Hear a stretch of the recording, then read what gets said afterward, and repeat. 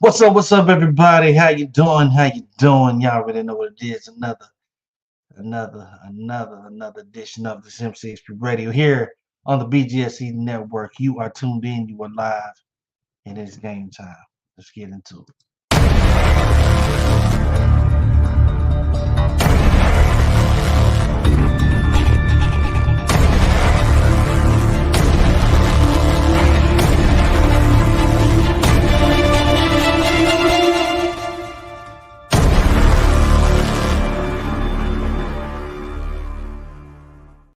It's such an epic way that comes on, and this is just so dope, motherfucker. BGSC Network, man. What's up, man? This is your boy, your host, musicologist, aka A Reed, man. Here for the MCHP Radio. You are now in tune and in live with the Monday Man Cave. You are kicking it with me. Welcome to the Monday Man Cave. Y'all know how I do it. I just like to speak on a few things, give my personal views, takes and talks on things, man. Please put your comments, all of that good stuff up and down. You know what it is, man. Good. I'm glad to be back with you guys. Sorry about last week. Got a tooth pulled out, man, so I really couldn't talk. But like I said, now in tune here with the Monday Man Cave. So let us get this show on and popping. You ready? Let's go. Swagger pimp, yeah. Can't now another nigga like me. Yeah. Okay, it goes 1 o'clock, 2 o'clock, 3 o'clock, rockin'. It's time for hip hop. When they reach watch, no sir, not for show. No bars made up of fairy tales. I'm trying for a tragedy, I know it well. So put your hands up in the air just for the winners. A peace sign, the pimps, the prostitutes, the sinners. We all deserve a second chance, but we products of illusion and victims of our own circumstance. Apply the pressure, I bet you can. Live the life that you love, shout out to Rand. Love the life that you live, shout out again. It ain't a tough pill to swallow once you comprehend. Yeah. I had to drop that intro, man. Good to be here. Good to be back. Like I said, man, I couldn't give y'all nothing last week. I had got my tooth pulled, man, and I was out of commission, could not talk. Mouth was a little sore and everything like that, man, and kind of swelled up like I had the mumps. But needless to say, I'm back and I'm glad to be back here full effect for the BGSC network. Look, a couple of things I just want to talk about. I really don't like to hold y'all too long. I know you got lives, you got things to do. I got life, I got a family and all this stuff. I got a son. I got to put him to sleep. He's over there acting a fool right now, but I love him. Shout out to AJ. Shout out to my baby girl. Man, so a couple things I want to touch on, man. Get into it, please. Put your comments up there if you got any comments, man. Make sure you comment. I'll make sure to put them up there in the show and talk with you, man, and go back and forth, have a good time with you, of course. You know how I like to do, how I like to interact. Make sure that you guys are following, are you liking, subscribing. Make sure you follow all of that good stuff, man. The MCXP Radio show and the network on the YouTube, actually, and then you can see my name right there, A Reed. Let me see if I can find it. A Reed right there. MCXP Radio right there. Follow that on the IG, Twitter. I'm gonna keep calling it Twitter for that extra crap. It's Twitter. So let's get into it, man. One of the biggest topics that has gone on is the fact that the Los Angeles Lakers are finally, or well, not necessarily finally, but they are the winners of the first ever in season tournament that the NBA has. The Los Angeles Lakers, LeBron and the Lakers, they win the first championship. Now, congratulations. I will clap for them. But in all honesty, do I care? And that is the biggest question. I do not say that I don't, I can't fully say that I truly care. But at the same time, I've been dwelling on this whole thing about this tournament ever since it kind of got introduced because I didn't know the necessary ramifications of it. I didn't know the real, I didn't know the necessity. I didn't know the need of it. I didn't know, what's the reason for it. And then I started to realize and wonder that they said that this tournament actually will put more bread in the players' pockets. You know, something that these guys can look forward to. The only way that I felt that this in-season tournament would help out within the league is that it had to come with some kind of incentive. But money can always be an incentive. No doubt. Money can always be some sort of incentive. But at the same time, when it comes to the NBA, when it comes to leagues like this, where you have to play a full season, something else has to be like more of an incentive to me than just getting another $500,000 or whatever the case would be. Although that is a good prize to win. But I'm thinking in the team sport and the team aspect. I'm thinking this in-season tournament or something like this. The winner should be almost like guaranteed a playoff spot in some way, shape, or form. They should be like guaranteed a playoff spot. I think that would be like a dope kind of incentive for them to have. Now, granted, this tournament kind of started like kind of early within the season, and it did look kind of weird. It did look kind of weird because you got the different looking courts. You got the courts that have the trophy right there in the middle. I mean, it was almost hurting your eyes. It was hard to see and everything like that. But to each his own. From what it can be said, it's done its job. I think, and don't get me wrong, I feel like LeBron and them have a reason. They have a right to sit there and celebrate, but I don't think all that champagne bottle and stuff, all that stuff was necessary. The job is completely completed and not finished. But winning the tournament does give you something to stand on, I guess. I got two homeboys, man, that are big LA Lakers fans. And I asked them, I said, seriously, what does this tournament or what does this in season thing mean to y'all? And both of them said the same thing pretty much. They say they understand because LeBron is technically the most competitive person in the league, however you want to say it. Okay, cool.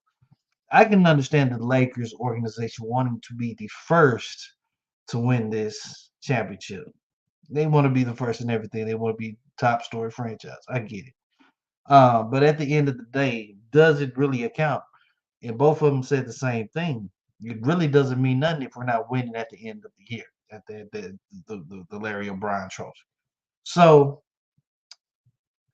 this in-season tournament, even though this is the first time that we've had this in-season tournament, this has to have some sort of a ramifications. I think Adam Silver, you may have something, but you gotta give a dope ass incentive at the end of it for people to be able to, you know, to rock with it. And again, like I'm thinking like maybe a guaranteed playoff spot, something like that.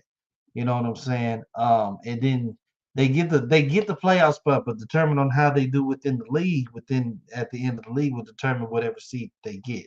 You know what I'm saying? But I think that would be a hell of a great incentive for every freaking team in the league to know that whatever they do within this tournament thing, if they go ahead and win it, they're gonna get that playoff spot. They're gonna be one of the featured teams that's gonna be in. And maybe they could be like a wild card team.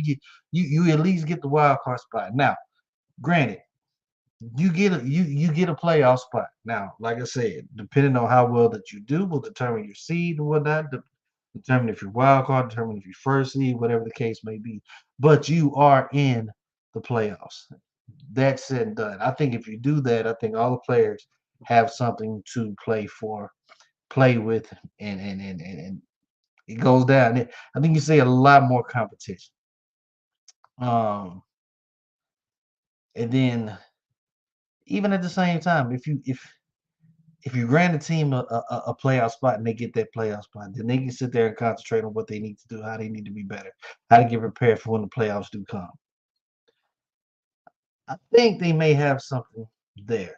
I thought I saw some type of update on my phone that said Adam Silver is probably looking maybe to do this or something in that sort of shape, way, or form.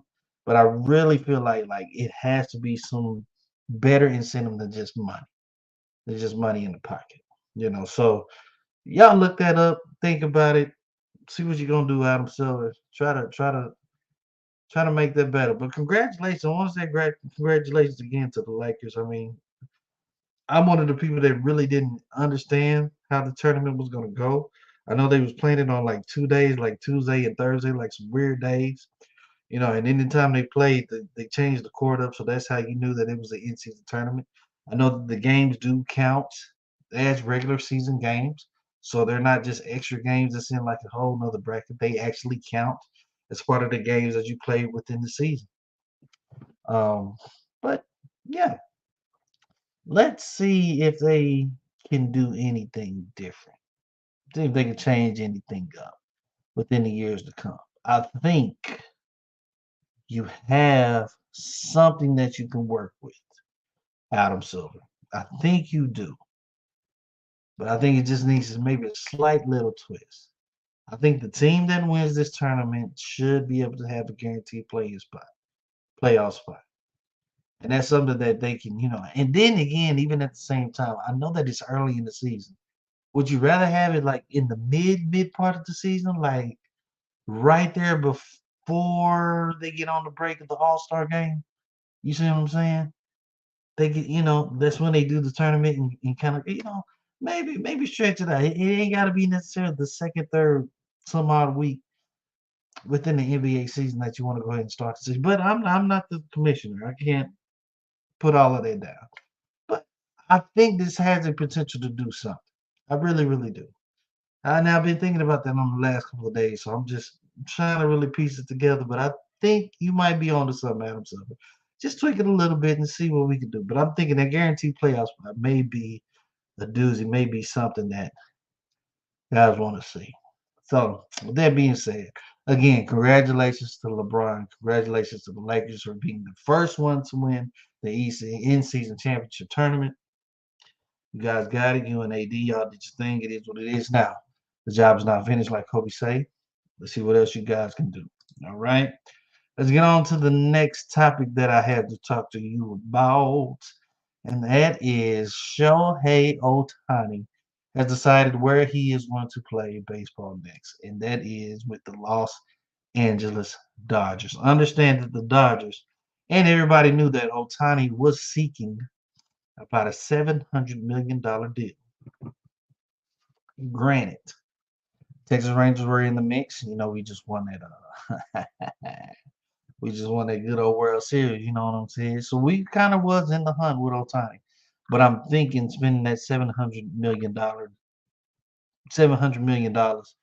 going to put a dent in our pocketbooks. Now, what has just been released, that even though Ohtani signed this deal for $700 million, he's actually going to be getting paid $2 million a year, which is basically deferring about 600 and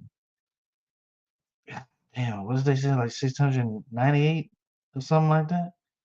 Yeah, it says something like he's gonna be getting a very small amount per year, so that way he can defer some of the money back, so the Dodgers can use the money to create more, to grab more people. And the Dodgers like to spend their money. They like to squad, stack their team and squad, and they like to spend their money. So I think this is a card that Ohtani probably had in his back pocket. The way that everything was going, he said he didn't want people to talk about it. He didn't want anything to be brought up necessarily. He wanted everything kind of to be on hush hush. So imagine that Ohtani has this in his back pocket. Like, I really want to see who's the loyal team out there, who's going to be quiet, who's going to, try to finesse me and come on out there. And they sign him, then he's like, okay, well, check this out. I'm going to just take this much money a year so you guys can have that much. You know what I'm saying? And, spend the money to make us get better. I think that was something that he might have had in his back pocket that he was willing to use, a spade of his that he was willing to use for whatever team they decided to sign. Congratulations again to the Dodgers. I would figure that any team, if it wasn't the Dodgers, was going to be like the Yankees or somebody. Did I want him as a Ranger? Yeah, I did. I did. I think it would have been very, very dope. But did I really want to spend $700 million on just one player when I can use that money to fortify and get more and more pieces? You see what I'm saying? So you got to kind of look at the pros and cons. I think it would have been lovely to have him, yes, because he's a superstar. Have him as a DH, you know what I'm saying? Probably doesn't even have to pitch or nothing like that, but he's right there in the mix. Bona fide superstar playing for your organization for the rest of the league or for the rest of his career. But I would expect something like this from the Dodgers. Not anything to diss or nothing like that, but you know that the Dodgers do have a reputation of wanting to spend money when it comes to free agency. So they went ahead and put that money up. I heard that the Blue Jays were actually another team that was quite significantly close to getting him. But when you look at the grand scheme of things, Otani doesn't have to move far.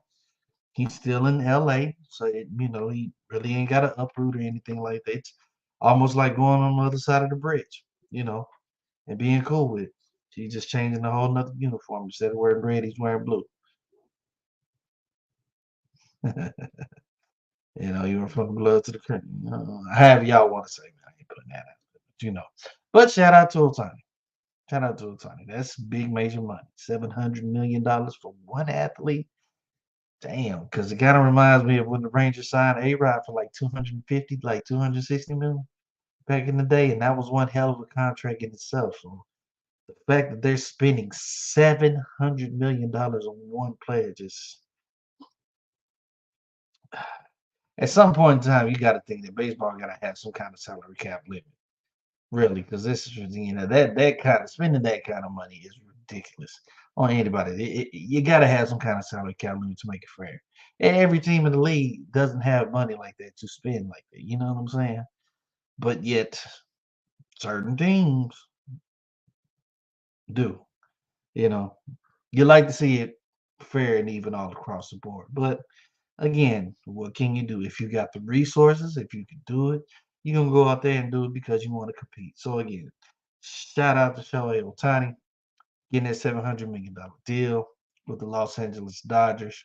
You go ahead and do your thing, boy. Hopefully, you guys do not get no championship no time soon because it's all Rangers down here. You feel me? Yeah. With more going on, guys, let's go on into the NFL. All right. A lot of the scores, a lot of highlights and stuff like that. I don't have too many highlights, but I do got some scores, and I do want to go over the scores with y'all real quick from Sunday. The Bears have the upset of the Lions, 28-13. Browns somehow hold off the Jaguars. Joe Flacco has came back and he's doing his thing, man. Still helping the Browns. So you got them 31-27. Saints come out here and they win 28-6 against the Panthers, Buccaneers. Even though their division is flailing, pretty much everybody in their division has a losing record. Buccaneers still try to sit there and fight hard. 29-25 over the Falcons. My Cincinnati Bengals, okay, baby, yes. 2-game winning streak. Jay Browning is doing his thing. 34-14 over the Indianapolis Colts. The Ravens, who almost lost this game against the Los Angeles Rams, they end up returning a punt or a kick off. I think it was a punt. Ended up returning a punt in the OT, taking it all the way back to the house, winning that game. 37-31. You had the Jets who just showed up. You know what I'm saying? Did what they needed to do against the Texans, 30-6. 49ers, who may be the hottest team in the league right now, besides the Dallas Cowboys, 28-16 over the Seahawks. A lot of people dogging this game, the Vikings and the Raiders, because it only ended in 3-0. How the Raiders could not even score a point is beyond fathomable to me. But, sounds like it was a snooze fest. Glad I didn't watch it. Broncos, who have been winning as of late, come into town, man, and they beat the Los Angeles Chargers 24-7. I was at SoFi Stadium not too long ago when I was out there in Cali visiting, and beautiful stadium. Chargers have a beautiful stadium, but I really understand Chargers fans now. I feel them because you have talent, but you don't have anything that is steering that ship. I think it is time for those Chargers to see a different coach. And then y'all have the same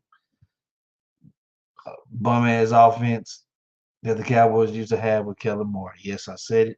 So y'all still got some things that y'all got to figure out. Bills and Chiefs. Bills and Chiefs. That game went down to the wire.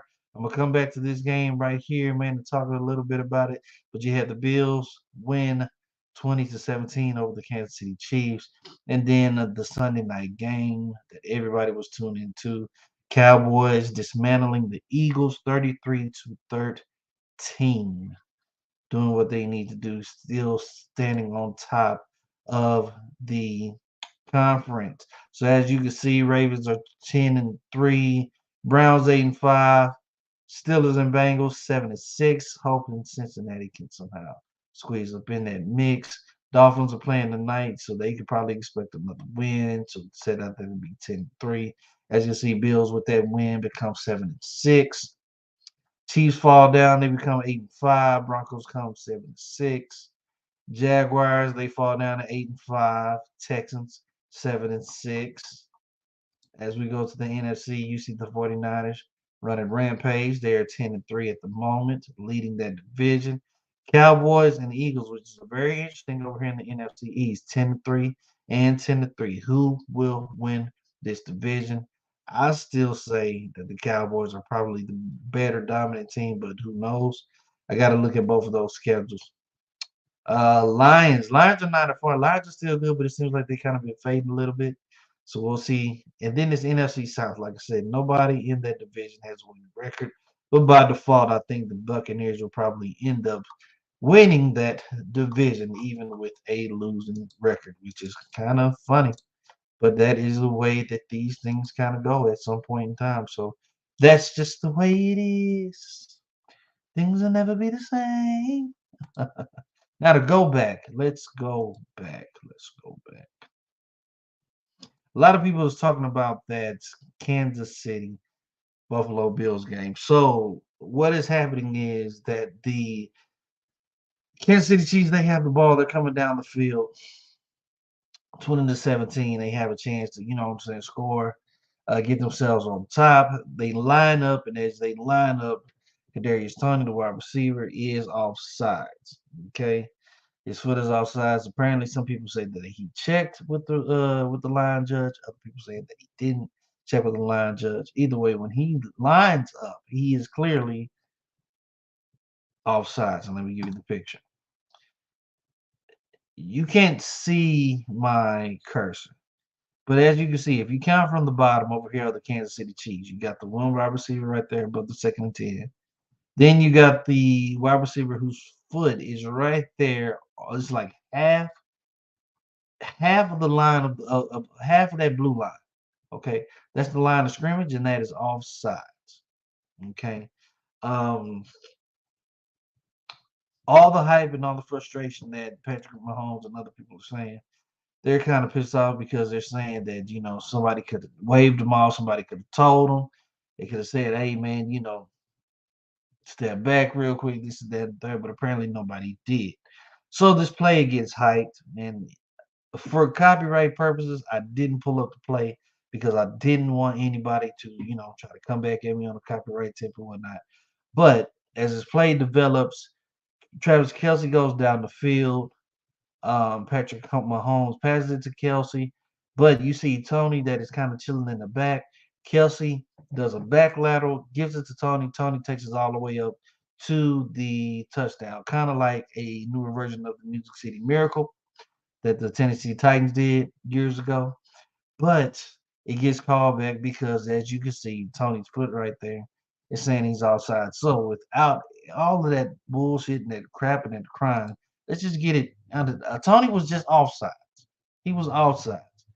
Okay, he's made some tragic plays this year.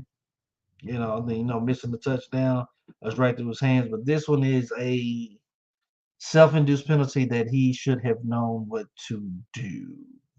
I don't care what anybody says, man. I used to play a wide receiver.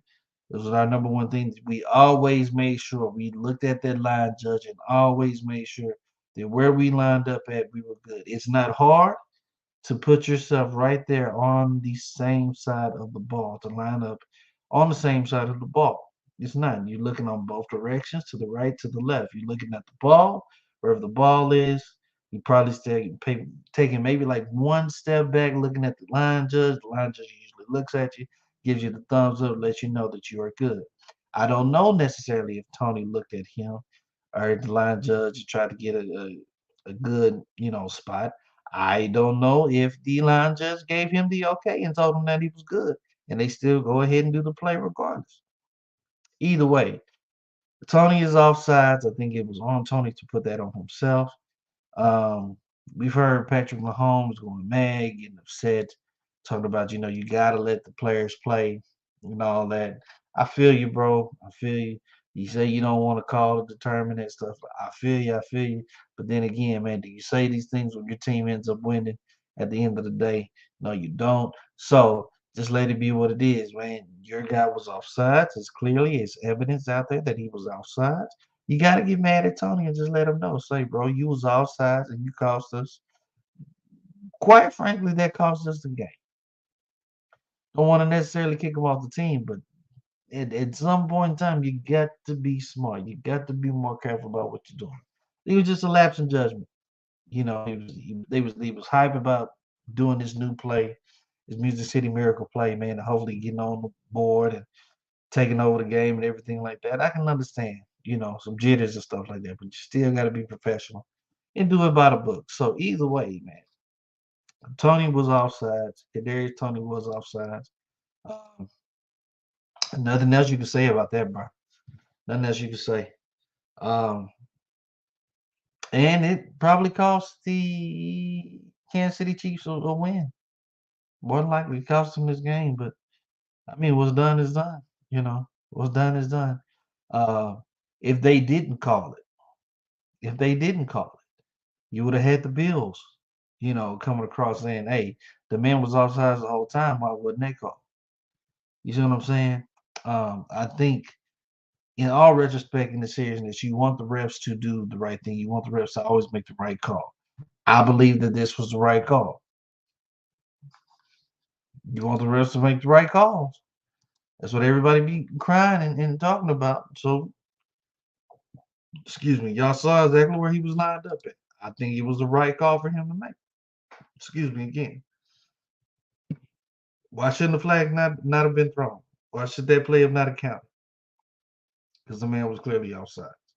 What does offsides do? Offsides usually, typically, I know you don't lose a down, but I know it takes you back. You know, uh, back from the line of scrimmage. You taking some yards back. So it is what it is. It's what it is, man. It's what it is. It's what it is. Y'all got to work all of that stuff out, man. Work it all out. Work it all out. Yes, man. So just man, some tidbits of stuff, man, that's been going on within the sports world. Like I said, man, I wish I could have got with you guys last week. But I had gotten my two pulled. I wasn't able to really talk.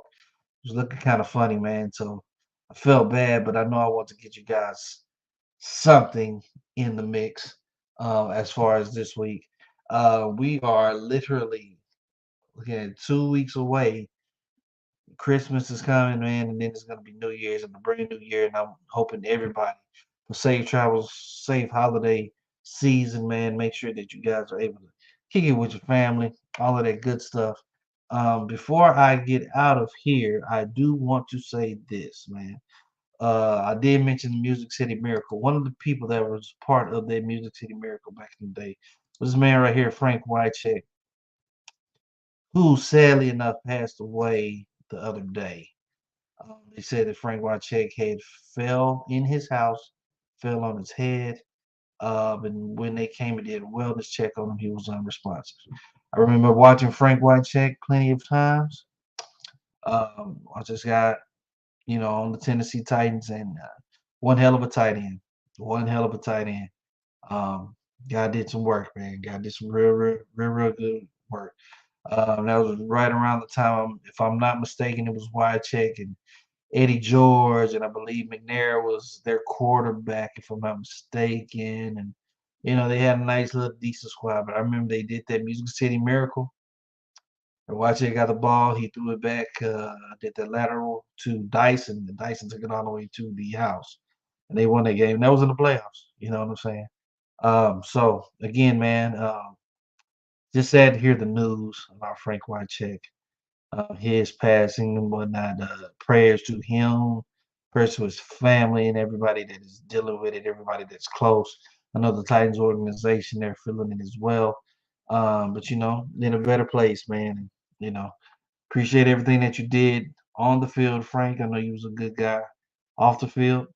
Uh, and may God rest your soul, bro. May God rest your soul. Take care of yourselves, man. And thank you for everything, man. So, again, man, I wanted to throw that out there. My condolences to Frank Wycheck and his family. everything that they're going through. But y'all know how I do it, man. MCSP Radio for the BGSC Network. I appreciate you guys tuning in and chilling in here with me. Like I said, man, I don't like to hold you too long, but I like to get in, get out, and do what we got to do, man. Look, I got to tell you this, though. I'm very, very much looking forward to what I got planned for next year, man. You will see me a lot more, doing a lot more things on this network, on the show. So please make sure that you guys are logging in, tuning in, joining in, subscribing, liking, all the, like the videos, throw the comments on the videos, all of that stuff, man. Let's help this blow up, man. Help this thing get these followers. Let's get these things up. Let's talk about sports. Let's talk about any and everything that's under around the sun because, man, I love being able to speak my mind and do this podcast for you guys, man. I appreciate Big Game James. I appreciate my boy Jay Stuggs, everybody that is part of the BGSC network. Appreciate them guys for letting me come on and do my thing. And I appreciate you guys being here with me, letting me do my thing and letting me be myself, of course, man. So yes, your boy Musicologist A. Reed here from the Monday Man Cave. I appreciate you guys being here. Of course, I always like to end the show. If you suffer from anything, mental illness, mental health issues, please seek help. I always put that timeline down there. I mean, not the timeline, but I always put the phone number right there. You see, it's the hotline. I always say it, man. It's good to have friends. It's good to have family, and they can tell you what you want to hear. But sometimes it's good to let a stranger of some sort tell you what you need to hear. Sometimes you need the real, raw, and the uncut. So make sure you guys are getting your help out there because mental health is real. You're speaking to somebody who knows and a personal tip. But that's why I do this podcast, man, to keep bringing awareness to it, to let you know that this stuff is real, and let you know, man, that I appreciate doing everything that I do with this thing, man. You guys are wonderful. Big Game, man, I love you, man. Take care of yourself. Jay Stuggs, you guys as well. Make sure that you are paying attention to the network, all the shows, man. 2 birds, 1 show, all of that good stuff, man. And new project should be dropping here by the end of the year. I'm letting you guys know, but make sure you follow. It's all good. Until next time, man. You guys take it easy. One love, and I'll get with you. All right? Peace. Dance on the beach or something, we can slide all night. Smoke a little weed or something, getting high all night. Got my brown on ice, and you looking right. Then that see-through linen with that ass sitting right. You know how I do it, I'm a player for life. If I do lock it down, you know it's you that's my wife.